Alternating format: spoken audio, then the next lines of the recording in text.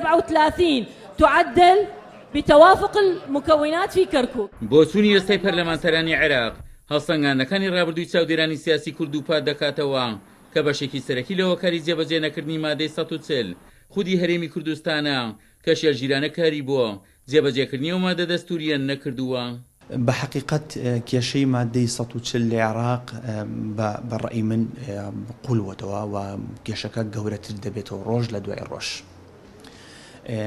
هەمومان متفقین ئێمە وەکو کورد کەرکووک منطقێکی کوردستانیە و پێکهاتەکانی هەموو تێدا دەژێت، بەڵام بەداخەوە لە ئێستادا جوهدی تەواوی لایەنی حکوومەتی واتە هەرێمی کوردستان یان گەورەتری بکەینەوە قیادەی کوردستانی نابنرێت کە هەنگاوی فعلی بنێت بەرەو دانوستاندن یان قسەکردن لەسەر یەکلاکردنەوەی ئەم پرسی مادەی 140 و کێشەی ناوچە دابڕاوەکانی کوردستان.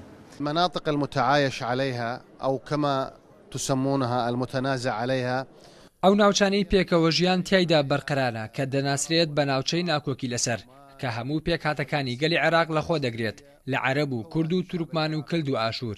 ڕژێمی پێشوو بە هەموو توانایەکی هەوڵی داوە باری دیموگرافی کەرکووک بشێوێنێت، بۆیە ئەگەر بمانەوێت دۆخی ئەم پارێزگایە ئاسایی بکەینەوە و کێشەکانی کەرکووک چارەسەر بکرێت، پێویستیمان بە بنیادنانی دیالۆگێکی ڕاستەقینە هەیە لە نێوان بەغدا و هەرێم و پێکهاتەکانی شارەکەش.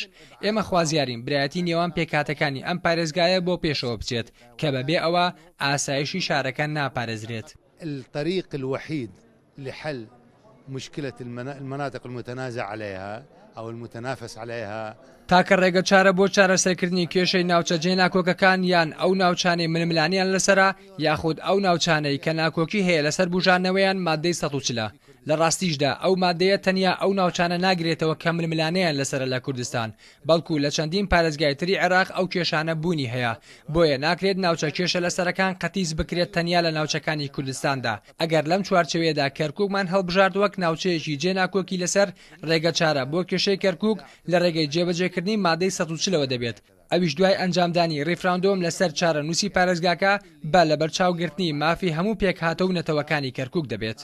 دوایین بڕیار و ڕێنمایەکانی بەغداوەمان پێ دەڵێن کە دەبوو لەمە بەرکار بۆ ئاسایکردنەوەی دۆخی کەرکووک و ئەنجامدانی سەرژمێری گشتی لەم ناوچانە بکرایە، بەڵام نەکراوە. ئەمن داواکەم تاوان بە تایبەتی کە سەرۆکی کۆماری عێراق کە بە زووترین کات بێتە سەرخەت، چونکە ئەمە ئەو چاودێری دەستوورەکات ئەو بە کۆلەی ئەلێک بە حکوومەتەکە بێ بڵێ کاکە تۆ ناتوانین دەستور جێبەجێکەی ئەبێ حکوومەتێکی تر بێ مادەی بە جێبەجێکات یاخود هەر ڕێگا و یاسایەکی تر. وەک چاودێرانی سیاسی ئاماژەی بۆ دەکەن کۆیە وەفدانی هەرێم کە سەردانی بەغدایان کردووە ئەجەندای تایبەت بە کەرکووکیان ڕادستی بەغدان نەکردووە و ئەمەش بۆتەوەی هێشتنەوەی مادەی 140 بە جێبەجێ نەکراوی. وەک چاودێرانی سیاسی ئاماژەی بۆ دەکەن ئەگەر بەغدا هۆکار بوو بێت بۆ دواکەوتنی مادەی 140 ئەوە هەرێمی کوردستانیش کەم تەرخەم بووە لە ئەستە و مادەیە کە لە ڕابردوودا هیچ وەفدێکی لەو بارەوە ڕەوانی بەغدا نەکردووە. عومەر غەریب، کورسات نیوز، کەرکووک.